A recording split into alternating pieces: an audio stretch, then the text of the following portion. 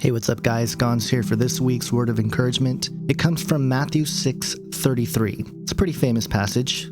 It says this, "But seek first the kingdom of God and his righteousness, and all these things will be added to you." Seek first the kingdom of God. This has to be the rule for our lives. In terms of priority, it has to be number one. But don't think that it's just number one on the list of priorities. It should be the main filter that we assess everything in life through. Any decision we make, any project we move forward with, everything related to life, we should seek first the kingdom of God and his righteousness. And just to understand the context of this passage, Jesus is basically telling us that our physical well-being is not necessarily a worthy object to devote our lives to.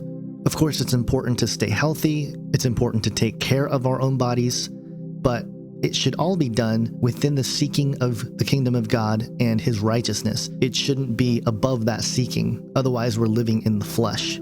And it's important to point out here that Jesus doesn't really tell us to stop worrying about these things. He's actually telling us to replace the worry with the concern for the kingdom of God. You know, whatever troubles we have, whatever habits that we may have that we know are not healthy for us, not just physically, but also spiritually, if we seek the kingdom of God first and his righteousness, then we will automatically start to build habits, passions, activities that are God-honoring, but still good for us, you know, physically, nutritionally, spiritually, emotionally, all these things. So what this verse really shows is that it's basically a demand to commit our lives into finding God's will in everything we do and to align ourselves with his purpose. And this commitment has to come first. Otherwise, everything we do in life, we will do for our own benefit, our own gain. And that's not going to yield God's righteousness. That's not going to yield God's plan. Even within decisions that you don't think have anything to do with God, for example, some decision you'd have to make at work, try it. Try seeking the kingdom of God first, and perhaps you will gain clarity on the issue or a perspective on the issue that you hadn't even thought of before.